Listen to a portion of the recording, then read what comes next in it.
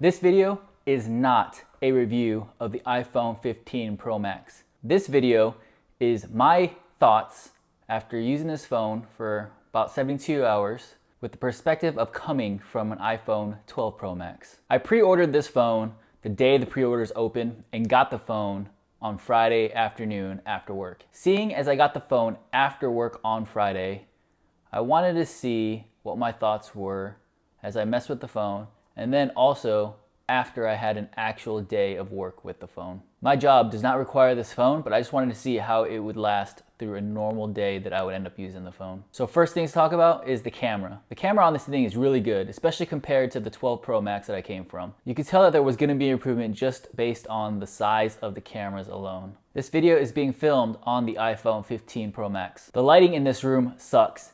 Even with the lighting being really bad, hopefully you can see how the iPhone 15 Pro Max is doing in these conditions. On the screen here, I'll also show you a side-by-side that I took earlier today of the iPhone 15 Pro Max and the iPhone 12 Pro Max side-by-side, just so you can see the difference in the quality. If you look at the iPhone 12 Pro Max, it's a lot grainier of a picture. So overall, I'm pretty satisfied with this new camera. One thing I did notice about the camera is that it has a hard time focusing on things that are close. When you get too close to an object, the iPhone 15 Pro Max automatically switches to the macro lens and then crops the photo to simulate that one-time zoom. So with that, if you get something close in, you can see a bit of graininess and the quality isn't quite as good as if it was with the actual one-time lens. The action button.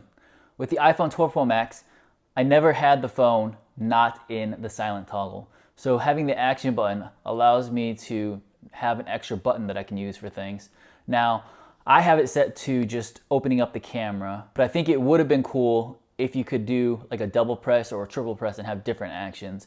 People online have come up with interesting ways to create shortcuts that allow you to have multiple different things happen depending on where you are and what you want to happen. So there's obviously a lot of flexibility with the action button, but having that action button versus the toggle to me is a huge benefit. One thing I have noticed about this phone that's negative is the thermals. I noticed while I was on FaceTime that the phone got really warm. I thought maybe it was because I was on FaceTime while also surfing the internet and playing games on it, but I never really experienced that with the 12 Pro Max, so I thought it was a little strange. So I did another test, had someone call me on FaceTime with the 12 Pro Max and then used the 15 Pro Max so that I can compare the thermals side by side.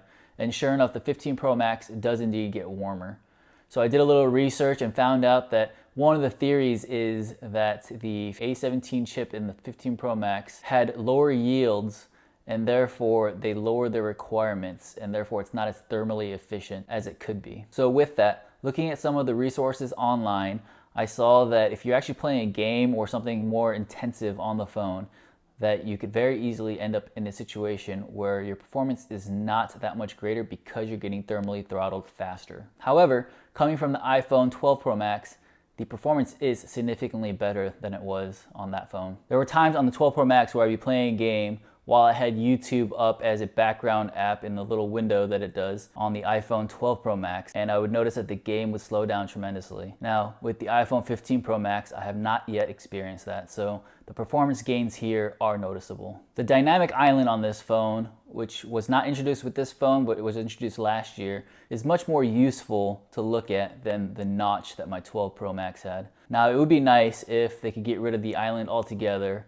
and just have two little circles or something for the sensors. But I did find the dynamic island pretty useful for the times that it did show information, and a definite positive over the 12 Pro Max. I have my 15 Pro Max set up with the always on display on with the wallpaper off. This probably does use a bit more battery than if I had the always on display off, but I have enjoyed being able to just look down at the phone and see what time it is and not have to wake it up just to look at what time it was. Another nice part of the always on display is that if you have your phone face down or in your pocket, it senses that and it won't actually turn on. Next thing I've noticed about this phone is that the speakers are much better than they were on the 12 Pro Max. The volume of the 15 Pro Max just seems to get much louder than the 12 Pro Max ever did. Sometimes I like to just watch YouTube videos when I'm in the shower or just running around the house, and so being able to have the speaker that works a bit better is useful for me. Another thing I noticed, and this may just be anecdotal and not actually true, the cell reception on the 15 Pro Max seems to be better. When I'm at work, there are spots in my building